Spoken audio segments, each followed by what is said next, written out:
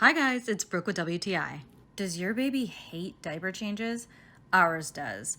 So when we found this skip hop change table pad, it was a lifesaver for us. It has this awesome little mobile at the top for him to play with, which is great because he can yank on this thing so hard and he cannot get it off. It is really securely on there. It's great. It sticks so well to the top. This is just a regular dresser. It's not even a change table. And this has been on there. We have moved and it is still stuck on here so well. It's a great size and it's also really easy to clean. You just wipe it down, you can disinfect it, whatever. There's no stains on it or anything.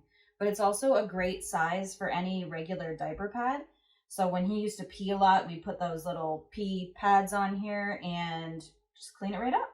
It's got these great raised edges, so even if the baby does try to get away, it holds them in. I love how easy this diaper pad is to clean, and also that the mobile attached keeps my baby occupied while I'm trying to change his diaper. But that's just my point of view.